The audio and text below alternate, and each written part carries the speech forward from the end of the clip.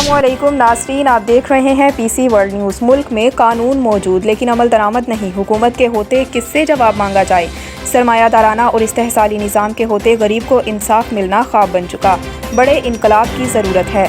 हमारे नुमाइंदा खुसूसी पाकिस्तान गुलाम दस्तगीर की रिपोर्ट के मुताबिक इन ख्यालात का इजहार Pasban rickshaw taxi drivers union Punjab के ज़ेरे एहतमाम ड्राइवर्स कन्वेंशन से मियाँ एजाज हुसैन, अयूब खान, परवेज़ इकबाल बोदला, अदरीस बट ने अपने खिताब में किया। इस मौके पर मुदस्सिर तूर, लाना बाबर इमरान, नूर हुसैन, मुबशर अली, नासिर मलिक, फयाज अवान समेत सैकड़ों रिक्शा ड्राइवर मौजूद थे। रहनुमाओं ने कहा कि गुर्बत मुकाओ की बातें करने वाली हुकूमत गरीब मुकाओ मंसूबे पर कारबंद है।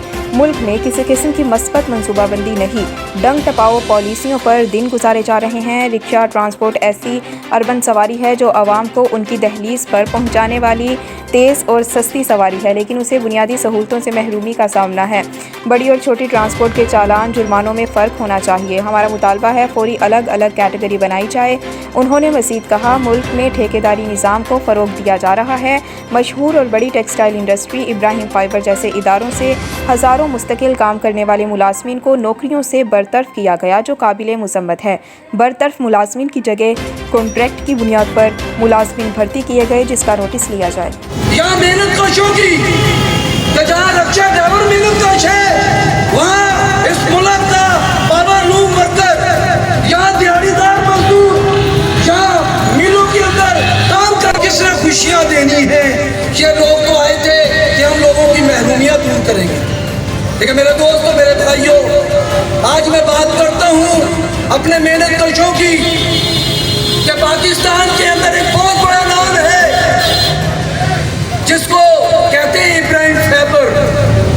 पूरे पाकिस्तान के अंदर इंडस्ट्री में बहुत बड़ा नाम है, लेकिन अफसोस ये है कि उन्होंने हजारों लोगों को बिला जुआद उन्होंने अपने बिलों से उन्होंने फारग कर दिया। मैं कहना चाहता हूँ कि रोजाना और बड़ी बस जो है उसका भी 1000 रुपये का जुर्माना, और जो एक रिक्शा ड्राइवर 300 रुपये कमाता है, 400 रुपये कमाता है, उसको भी रात को 1000 रुपये का जुर्माना कर दिया जाता है। और वो जब घर जाता है तो वो देखता है कि मैं अपने बच्चों को कहाँ से खिलाऊं। वो जब जाता है किसी परचून की दुकान पे तो वो कहते हैं कि जी आपसे तो पहले भी पैसे लेने हैं।